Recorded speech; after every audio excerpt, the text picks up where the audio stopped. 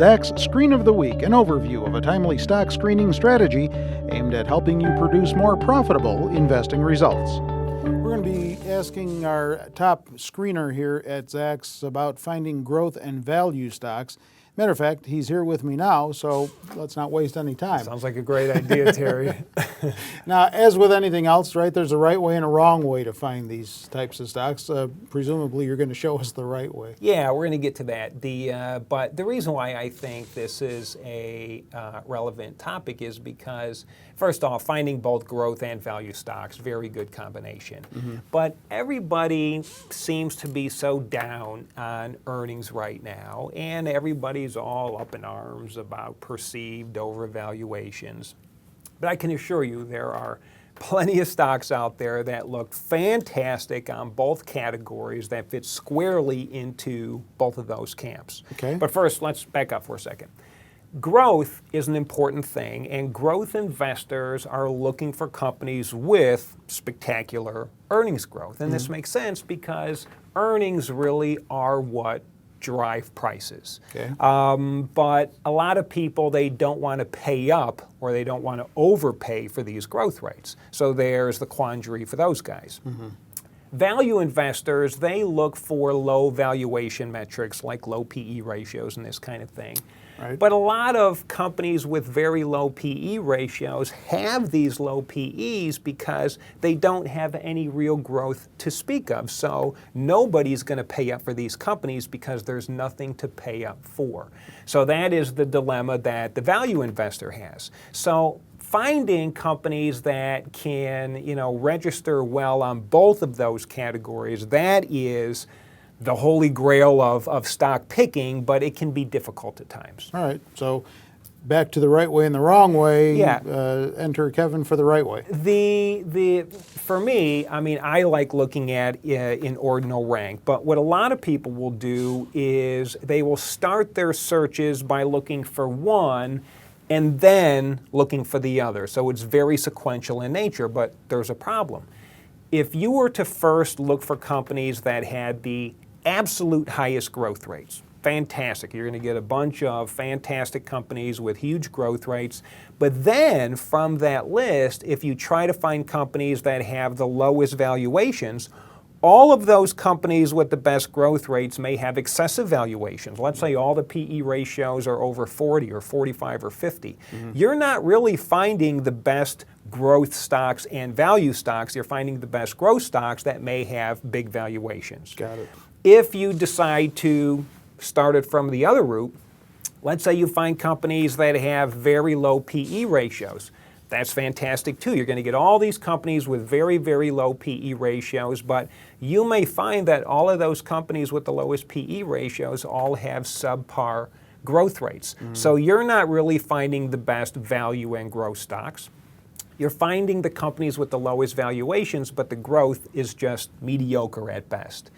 Some people get around this by looking at classical growth metrics and valuation metrics. So they may say, show me companies with a growth rate over 20, show me companies with a PE ratio under 20, and that's fine and dandy, but you're going to get a ton of stocks coming through that screen. Some are going to be spectacular, but you're going to have so many average and mediocre stocks, it's going to be an untenable list, and it's going to be very, very difficult to make a decision. So you have to come up with a better way to be able to find both. Okay. Now, I'm not going to let this go, You're going to press me on the right way? The right way, yes. Yeah, we need to know the right way. Here is the right way. So let me go through this screen. But the takeaway is that you need to look for both at the same time. And the way you do this is by using an ordinal rank, and that's what we're outlining. So the first item in this screen is this. I want to find companies with 1 year projected growth rates better than 80% of all of the other companies out there. So, using a uniform rank, I said ordinal at first, I meant uniform. Using a uniform rank of 1 through 99, 99 being the best growth rates, I screen for stocks ranked 80 or better, meaning that it's better than 80% of all of the other companies. In other words, it's in the top 20th percentile, okay? Then I am also making sure that those companies have the lowest forward PE ratios, and they also have to be lower than 80% of all of the other companies. So again, using a uniform rank, 1 through 99, this time I am saying that 99 has the lowest PEs, so I inverted it, but I screened for stocks ranked 80 or better, meaning companies with PEs lower than 80% of all of the other companies out there. In addition, I made sure that they all have Zacks ranks of 2 or less, so again, holds, sells, strong sells, not a part of this. Out. And I applied this to stocks trading above $5 with an average daily trading volume of 100,000 shares or more. So by doing it this way, the uniform rank, here you're making sure that you've got the top growth rates that are better than 80% of all of the other companies, and they also have low PE ratios lower than 80% of all of the other companies.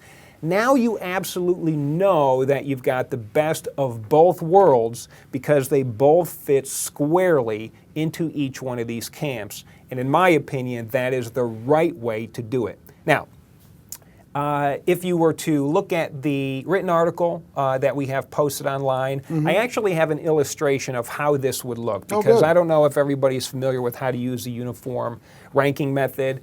I did this with the Research Wizard, so I actually have a screenshot that you can see what it's supposed to look like. If you have access to the Research Wizard, you can actually just go grab one of our predefined screens because this comes loaded with it. But it's very easy to do, and I think it's a really cool way to find companies that are firing on both of those categories. All right. What about those companies that came through? There were, I believe there was about 25 companies that came through. Once again, it was the diverse set of industries. Here's 5 of them, and then I have their ratings off to the right. So you can see I've got Aegean Marine, American Axle, Journal Comms, Micron, and Northern Tier Energy. But if you go off to the right, you'll be able to see, for example, for Aegean Marine, they had a uniform rank of 82, which means they were better than 82% of all of the other companies out there on growth rates. They had a value rating of 87, meaning they had PE ratios lower than 87% of all of the other companies out there. And if you go down this list, you can see where those stocks stand in comparison to the larger universe, as well as meeting all of those other parameters. But this is a really good way of being able to narrow down that universe to a very select group of stocks. It makes your decision making a lot easier, but I think these are some really potent companies right now. Okay. Own any? No. All right. If you want to read about this week's screen and you're watching this video out in syndication, you need to get over to Zacks.com and you can link to the written article right off of our homepage. If you want to know more about that Research Wizard that Kevin was talking about, because you really don't know what it is, then Zacks.com/Research Wizard is where you should go on the World Wide Web. With Kevin Matras and the Screen of the Week, I'm Terry Ruffalo.